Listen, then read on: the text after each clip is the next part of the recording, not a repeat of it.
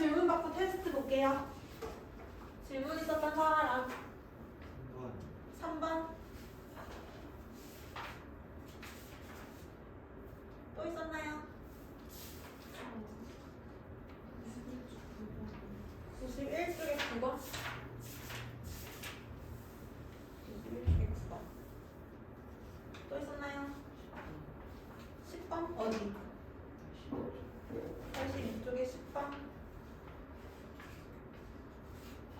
또 있었나요? 16번. 또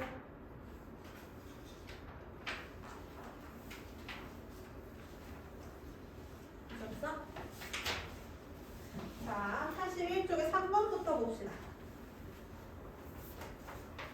오른쪽 그림과 같이 3개의 저항을 연결하고 여기에 100V의 전원을 연결하였다. 이때 저항 R1과 R2에 흐르는 전류를 측정하였더니 각각 1A, 4A였다. 위치하는 것은 오케이.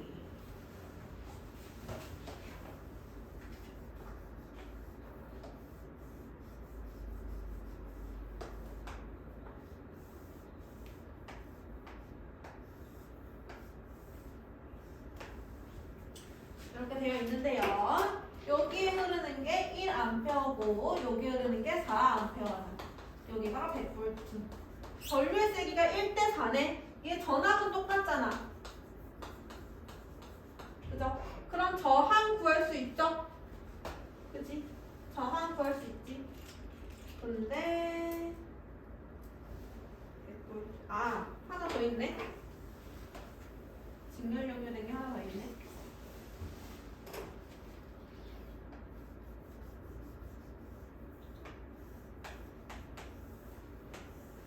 이렇게 되겠네요.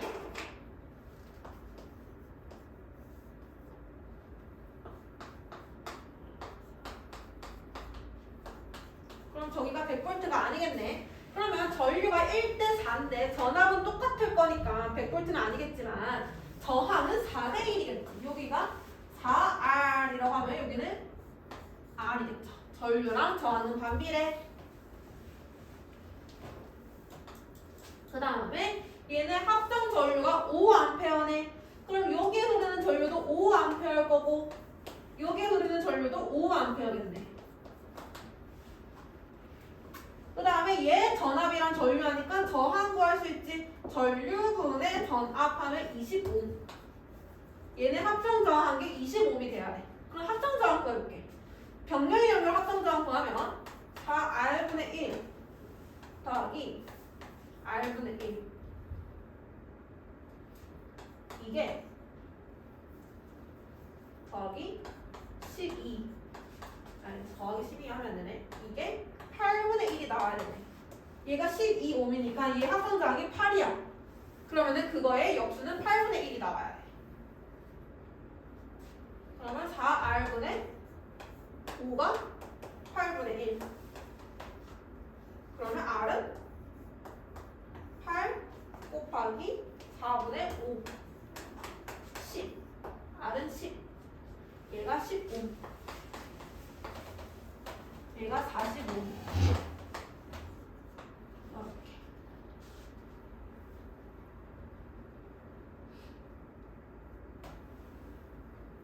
얘 전압은 두 개 곱해주면 60V. 그럼 얘는 40V겠네. 다 구했네. 1번 저항 R1은 40Ω이다. 맞고. 2번 저항 R2는 15Ω이다. 맞고. 3번 저항 R1과 R2의 합성 저항은 8이 돼야 되죠. 8. 3번이 틀렸고. 4번 저항 12옴에 흐르는 전류 세기는 5A. 맞고. 저항 12옴에 걸리는 전압은 60V. 맞고.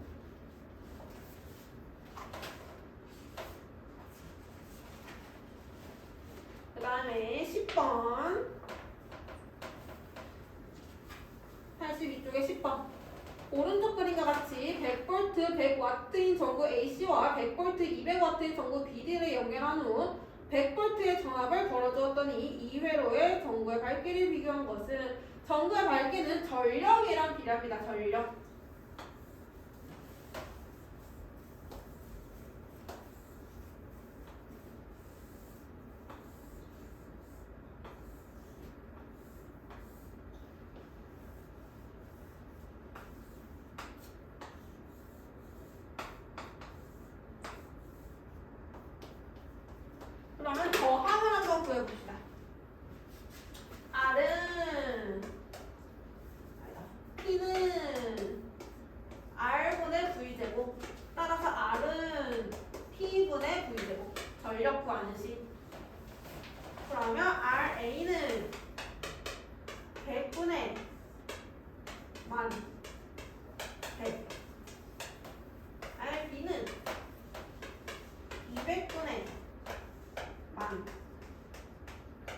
50.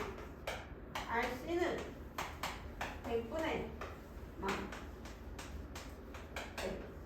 RD는 200분의 만. 50. 전 다 구했고요. 그러면 이제 전압이랑 전류 구해볼게요. 여기가 A니까 100. 50. 100. 50. 여기는 다 100볼트씩 걸리겠지? 그럼 여기는 1A, 여기는 2A. 저기는 100볼트 안 걸리죠? 직렬 연결되어 있으니까. 전류는 똑같을 거고 전압이 그러면은 2대1이겠네. 전압이 2대1. 100볼트를 2대1로 나눠주면 되죠. 아니 200, 3분의 200볼트. 3분의 100볼트. 이렇게 2대1로 나눠줬고요. 그러면 전류 구할 수 있지. 전류는 저항분의 전압 3분의 2A. 3분의 2A.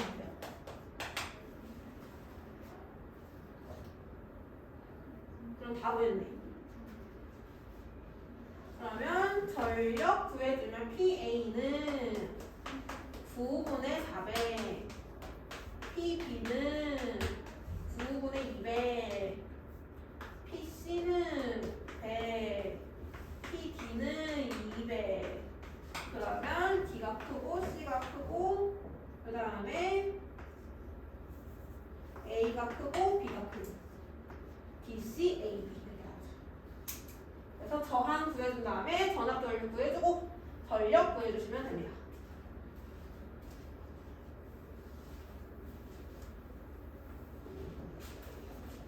그 다음에 16번. 오른쪽 그림과 같이 정사각형의 네 꼭지점에 있는 4개의 평행한 직선 도선에 지면은 뚫고 나오는 방향으로 전류가 흐르고 있다. 도선 A, B에는 각각 I의 전류가 흐르고 도선 C, D에는 각각 2I의 전류가 흐르고 있다. 정사각형의 중심점 P에서 확정 자기장의 방향은 어느 쪽인가? 지금 보면은 도선이 4개가 있어. 밑에 도선의 기호를 우리가 안 했는데 이 기호가 있으면은 칠판에서 수직으로 나오는 면으로 전류가 흐르는 거고 X 표시가 있으면 칠판으로 들어가는 방향으로 전류가 흐르는 거야. 이거 두 개는 알고 있어야 되고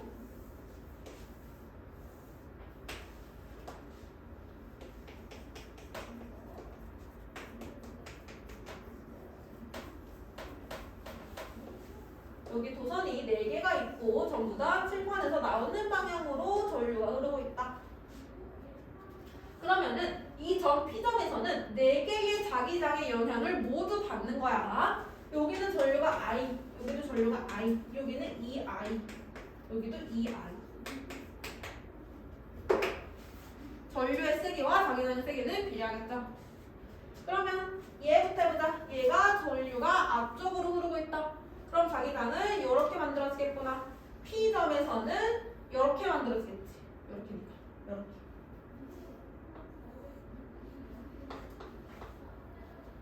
거리는 다 똑같으니까 거리와는 상관이 없죠. 그 다음에 B에 대한 것도 해보자. B는 이렇게 만들어지니까 P점에서는 이렇게 이 방향으로 만들어지겠구나. 이게 A에 들어간 거, 얘가 B에 들어간 거.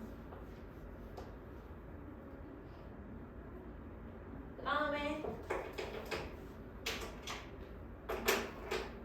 얘네 두 개 더 해보자. C에 들어간 거는 이렇게 나오니까 이 방향으로 만들어지겠지. 근데 얘는 2I야. 좀 더 많이 만들어지겠죠. D에 의한 거는 여기 만들어지겠네. 이렇게 자기장이 만들어지는 상태. 그럼 자기장을 합성해주면 돼. 우리 평행사면을 그리는 거. 힘의 합성하듯이. 여기 합성해주면 평행사면을 그린 다음에 대각선의 길이가 합성. 평행사면을 그린 다음에 대각선의 길이가 합성. 얘네 두 개 또 합성하면은 방향은 이쪽이 되겠죠. 왼쪽.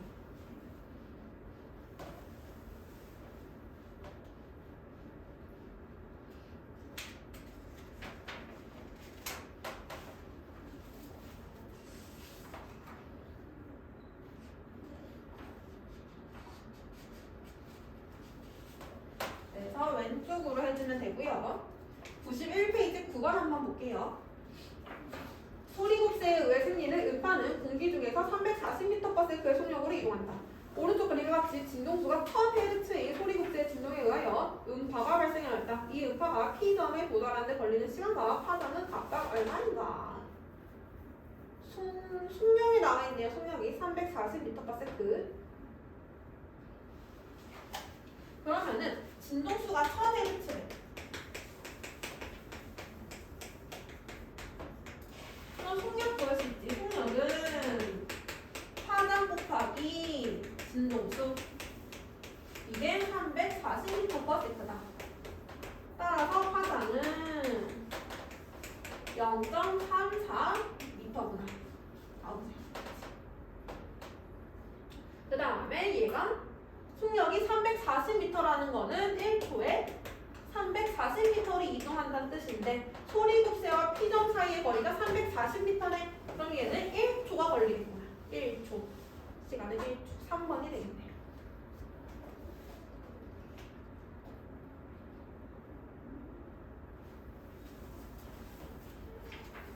자.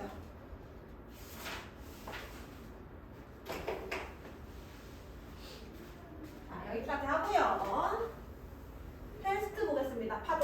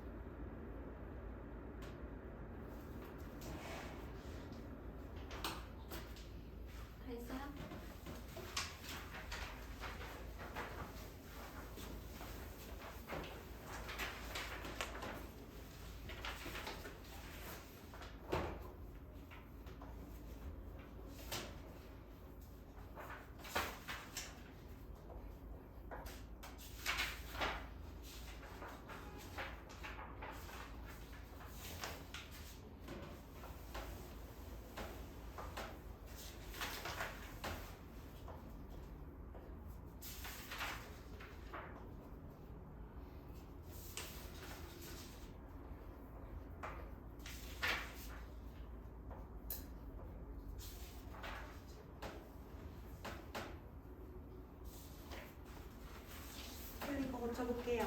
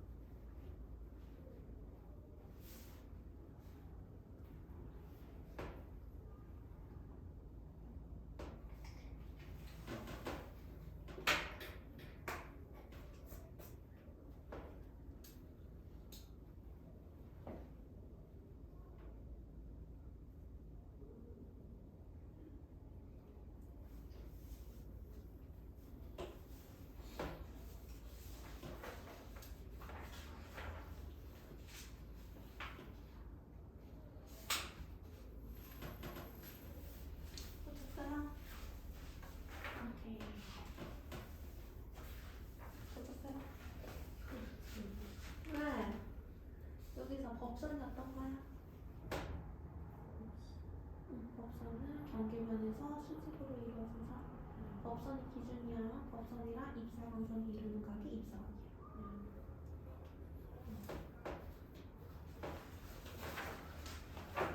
4번 진동수는 속력의 변화도 변하지 않다. 속력의 변화를 화담의 변화로 바꿔서 사용은 잘합니다.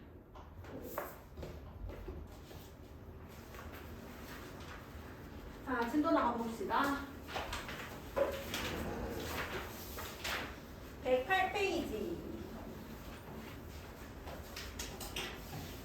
에너지 얘기를 조금 해볼게요.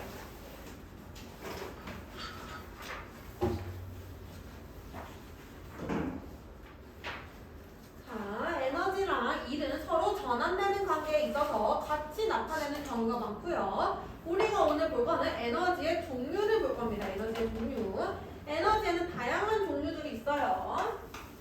에너지는 기호 2, 단위는 줄을 사용하죠. 에너지라는 건 일을 할 수 있는 능력. 그래서 일로 전환이 가능한 거고요. 에너지 안에는 운동 에너지도 있을 거고, 위치 에너지도 있을 거고, 운동 에너지와 위치 에너지의 합을 역학적 에너지라고 부르지.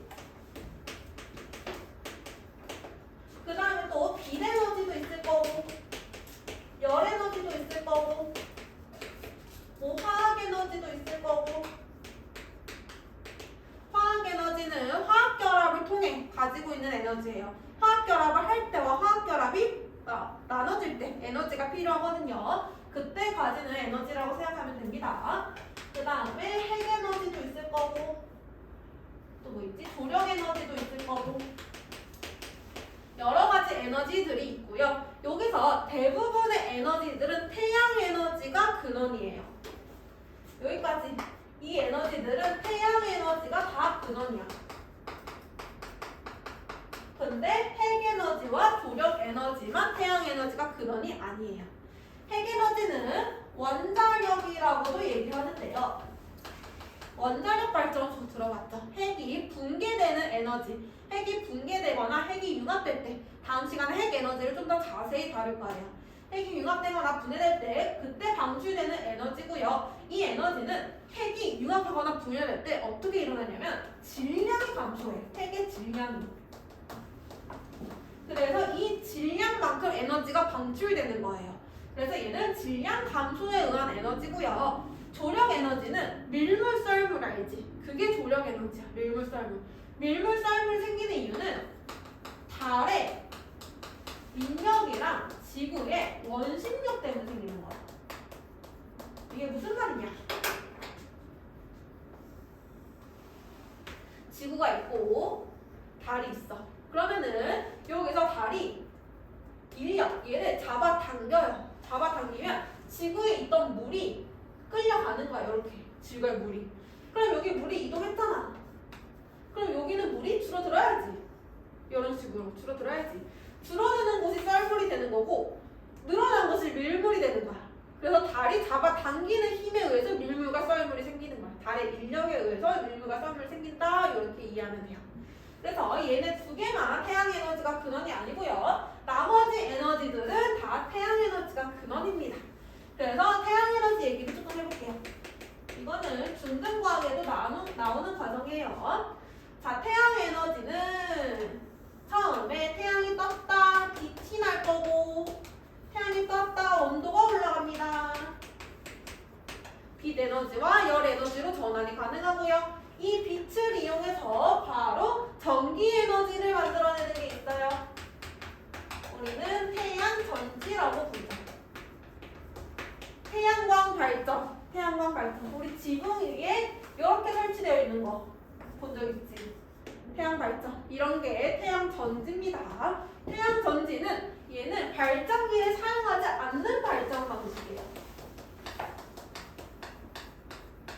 대부분의 에너지 발전 방식은 발전기를 사용하거든요. 터빈을 돌려서 전기를 만들어내는 방법을 사용하는데 얘만 발전기를 사용하지 않고요. 얘는 반도체를 이용한 발전 방식입니다. 반도체. 얘만 발전기를 사용하지 않아요. 그 다음에 또 빛을 이용해서 식물이 광합성을 하지. 식물이 광합성을 하면은 화학 에너지가 만들어질 거고요. 이거를 동물이 먹을 거야. 그 다음에 얘는 두 개가 죽었어. 사체가 돼. 그리고 오랜 시간 퇴적되면은 화석연료가 됩니다. 화석연료도 화학에너지. 화석연료를 이용해서 전기에너지를 만들어내는 발전 방식 화력발전이라고 하죠. 얘는 발전기를 사용합니다.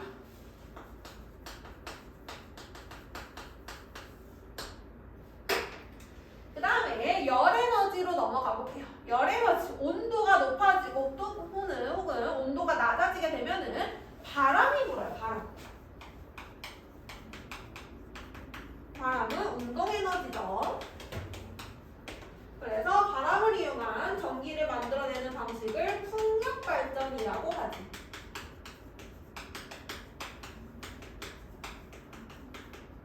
그 다음에 바람이 바다에서 불었다. 파도가 만들어지죠. 화력발전. 얘네들도 발전기를 사용하는 발전 방식. 그래서 대부분은 다 발전기를 사용합니다.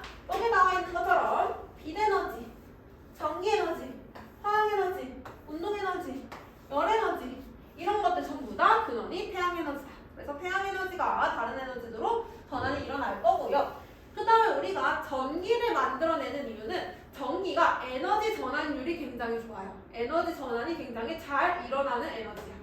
그래서 우리는 대부분을 전기 에너지로 전환시켜서 사용을 하게 되는 겁니다. 그래서 에너지 전환 과정 이렇게 간단하게 보고요. 밑에 3번에 보면은 발전소에서 에너지 전환이 나와 있어요. 발전소에서 에너지 전환. 여기서 기억해야 될 거는 각각의 발전소에서 에너지 전환 과정이 어떻게 일어나는지 기억해야 되고요. 그 다음에 장점과 단점도 한 번씩 읽어봐 주셔야 됩니다. 자, 수력 발전부터 볼게요.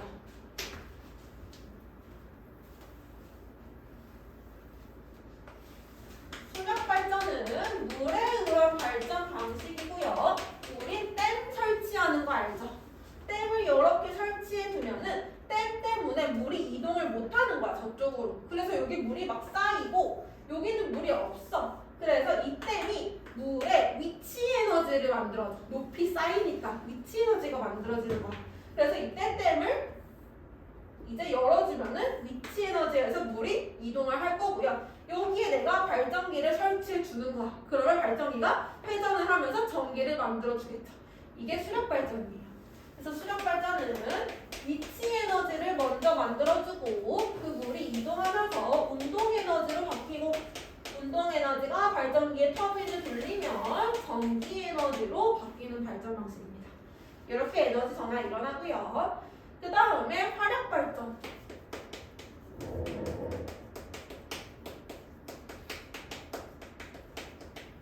화력 발전은 화석연료 사용하는 거지. 석유, 석탄, 천연가스 이런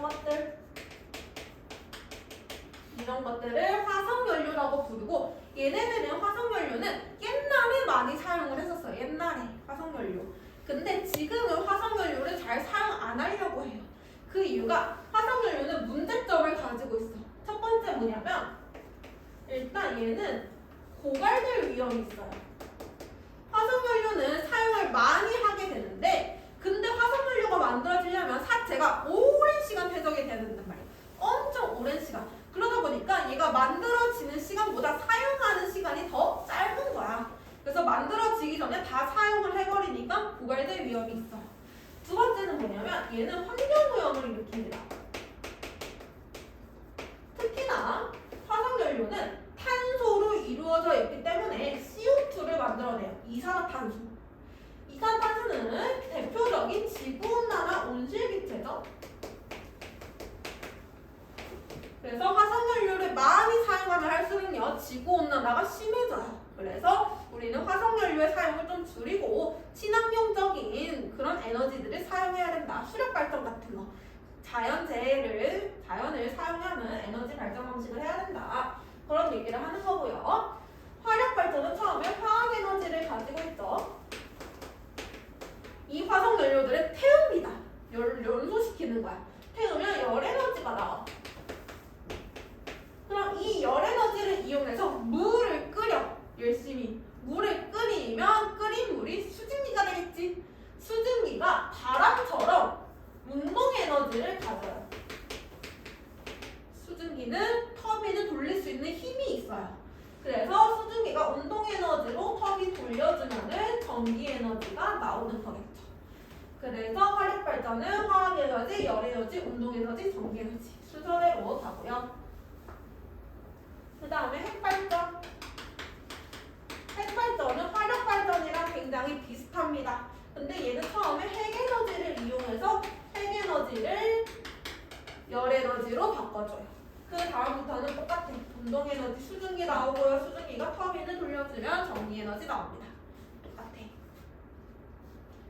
그 다음에 태양열 발전. 얘도 똑같아. 열에너지 나오면 다 똑같아요. 얘는 열에너지를 바로 가지고 있으니까 그걸로 수증기 만들어서 터빈을 돌려준다. 그 다음에 마지막 조력발전. 조력발전은 수력발전이랑 비슷해. 얘가 밀물 썰물이 있잖아. 그러니까 밀물이 들어와. 물이 막 들어오면 이때 문을 닫아. 물이 들어왔을 때. 그럼 여기 물이 막 쌓여. 그리고 나서 썰물 때까지 기다리는 거야. 그럼 썰물 때 물이 나가. 여기 물이 없어. 그때 여기를 여는 거야. 그러면 물이 통과하면서 여기 있는 터빈을 돌려주는 거예요. 그래서 얘는 수력발전이랑 비슷해요. 위치 에너지. 밀물 때 물을 모았다가요. 그거를 운동에너지로 바꿔주고 그 다음에 운동에너지를 이용해서 터빈을 돌린다. 그래서 얘는 에너지 전환 과정 기억해 주시면 되겠습니다. 그리고 110페이지 넘어가 볼게요.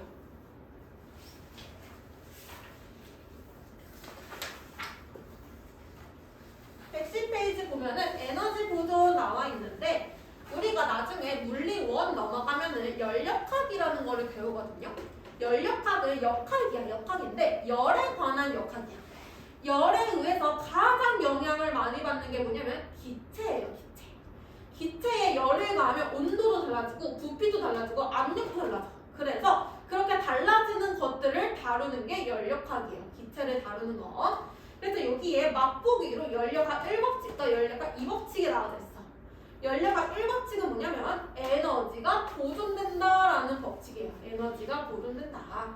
그래서 에너지는 새로 생기거나 없어지지 않고요. 다른 에너지로 전환만 가능하다. 이게 열역학 1 이복칙이랑 관련된 법칙이고, 열려가 이 법칙은 뭐냐면 방향성에 대한 법칙이에요.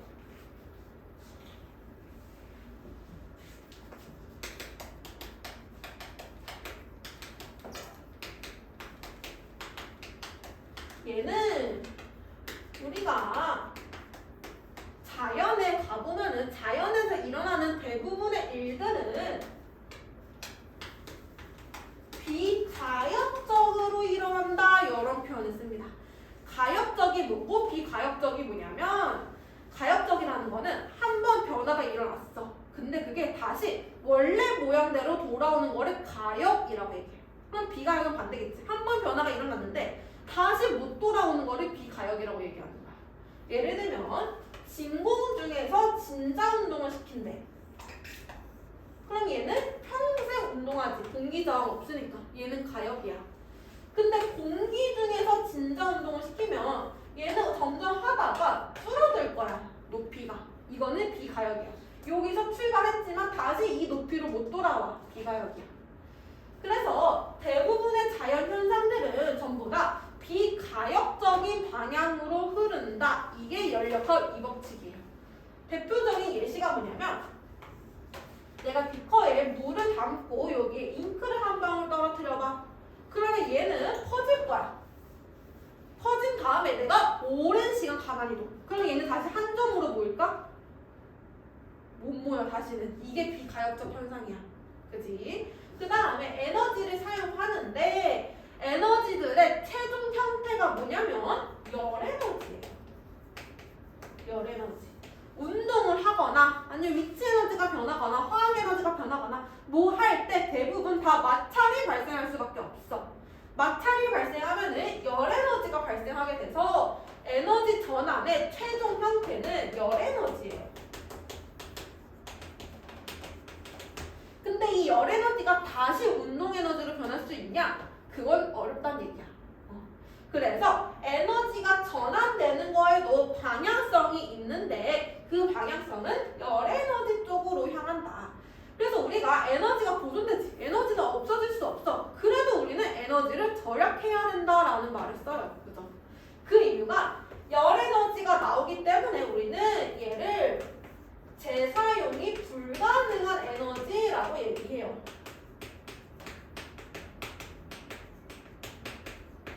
그래서 얘를 최대한 줄이고 재사용이 가능한 에너지로 전환해야 된다. 그 얘기를 에너지를 절약해야 한다라고 표현하는 거야. 재사용이 불가능한 에너지를 줄여야 한다. 얘는 없는 에너지랑 똑같으니까. 그래서 이것도 열역학 이 법칙이랑 관련된 거고요. 그리고 또 하나, 열기관. 열기관이 뭐냐면 열을 이용해서 일을 하는 기구예요. 열을 이용해서 일을 하는 기구. 여기 열기관이 있어. 내가 여기에 열을 공급해 줄 건데 일부는 일을 하는데 쓸 거야. 열은 Q로 표현해. Q1. 그 다음에 여기도 마찰이 발생하니까 열이 발생할 수밖에 없어. 그 열을 내보낼 거야. Q2. 근데 에너지는 없어질 수 없지. Q1은 W랑 Q2랑 똑같아요. 더할 값이랑 똑같아요. 에너지가 없어질 수 없기 때문에. 그 다음에 열기관을 할 때 항상 열은 고온에서 저온으로만 이동할 수 있어. 반대는 안 돼. 얘도 방향성이 있다는 얘기야. 항상 고온에서 저온으로만 이동하기 때문에 고열원, 온도가 높은 곳에서 Q1을 받을 거고 온도가 낮은 곳으로 Q2를 내보낼 거야. 고열원에서 저열원 쪽으로 이동을 해야 됩니다. 이때 열기관이 방향성을 어떻게 갖냐면 열이랑 일 사이에 방향성이 있어. 열은 전부 다 일로 바뀔 수가 없어. 반드시 열이 발생하기 때문에 그래. 이게 100%로 일로 다 바꿀 수는 없어. 근데 일은 열로 다 바꿀 수가 있어. 방향성이 있어요. 일이 열 쪽으로 가는 방향성이 있어요. 그래서 이때 우리가 열기관 나오면은 보통 열 효율 문제가 나와요. 열 효율. 열 효율은 쉬워. 열 효율은 기호 2로 표현하고요. 우리가 공급한 거 분의 유효학을 사용한 양 계산해주면 됩니다. 곱하기 100. 근데 얘는 Q1분의 W는 Q1 빼기 Q2랑 똑같아. 이렇게도 계산할 수 있고요. 근데 열 효율이 100%가 될 수 있다 없다? 없다. 열과 이 법칙 때문에 100%가 될 수 없다. 100%의 열기관은 우리가 만들 수가 없다. 반드시 Q2가 0보다는 크다. Q2가 발생할 수밖에 없다. 그래서 이것도 열역학 이 법칙이랑 관련된 법칙입니다. 그래서 우리 110페이지 했고요. 대체 에너지 개발은 지금 안 할 거예요. 대체 에너지 개발을 교육과정에서 빠져서 지금 안 다룰 거고요. 여기까지 하고 우리 10분만 쉬었다가 문제 풀게요. 시간이 빨리 가네.